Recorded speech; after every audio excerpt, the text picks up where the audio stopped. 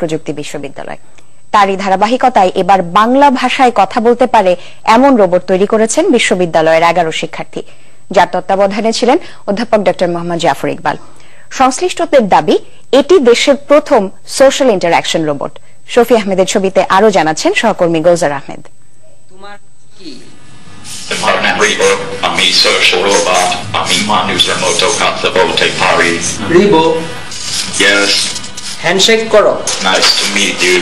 রিবো একটি রোবট যে কিনা বাংলা ইংরেজির মিশেলে কথা বলে সাবলীলভাবে। রিবো, ইয়েস, ড্যান্স দাও। প্রায় 1 মাসের চেষ্টায় রোবটটি তৈরি করেছেন সিলেটের শাহজালাল বিজ্ঞান ও প্রযুক্তি বিশ্ববিদ্যালয়ের রূপসাস্টের 11 জন তরুণ। এটি বানাতে খরচ হয়েছে 1 লাখ টাকা। ওর পুরা হোল বডিতে 24টা মোটর ইউজ করা হয়েছে, আর এখানে মাথার মধ্যে ইউজ করা হয়েছে হচ্ছে 8টা মোটর। তো এটার কারণ হচ্ছে আমাদের মেইন টার্গেট ছিল যে ওর মধ্যে যেন ফেসিয়াল এক্সপ্রেশন গুলা যেন আমরা হচ্ছে অনেক ভালোভাবে মানে আমরা ইমপ্লিমেন্ট করতে পারি। ফিউচার এ রোবট থাকবে, মানুষের আশেপাশে মানুষজন ইউজ করবে।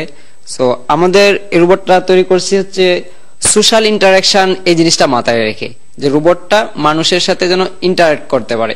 চোখ বন্ধ করো। ইয়েস, চোখ খুলো।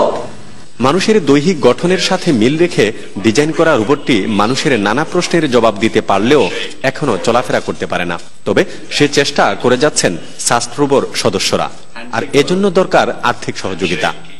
আমরা যদি এটাকে হাঁটাতে চাই, যে মেকানিক্যাল যে আরো অনেক কিছু ইমপ্রুভ করতে হবে। সো আমাদের একটা আরো ভালো উন্নত মানের মেকানিক্যাল ল্যাব দরকার। রোবটটি তৈরির তত্ত্বাবধানে ছিলেন বিশ্ববিদ্যালয়ের শিক্ষক ড. মোহাম্মদ জাফর ইকবাল। বললেন, দেশে প্রথমবারের মতো এই ধরনের রোবট তৈরি হয়েছে, আর এ কাজে শিক্ষার্থীরা সহযোগিতা পেলে আগামী দিনে নতুন নতুন আবিষ্কারেও আগ্রহ বাড়বে তাদের। বাংলাদেশে সায়েন্স ফিকশন সমিতি নামে একটা একটা অর্গানাইজেশন আছে। তারা আমাদের স্টুডেন্টদেরকে রিকোয়েস্ট করেছে, তোমরা এই ধরনের একটা রোবট তৈরি করে দিতে পারবে কিনা, এবং সেই জন্য তারা এটা তৈরি করে দিয়েছে। পরবর্তী প্রজেক্ট হিসাবে আমি যতদূর জানি যে এই রোবটটা এখন দাঁড়িয়েছিল এতদিন, তাদেরকে হাঁটানোর চেষ্টা করবে, হেঁটে হেঁটে যাবে। হাত নিচে নামাও। হাত নিচে নামাও। গুলজার আহমেদ, চ্যানেল 24, সিলেট।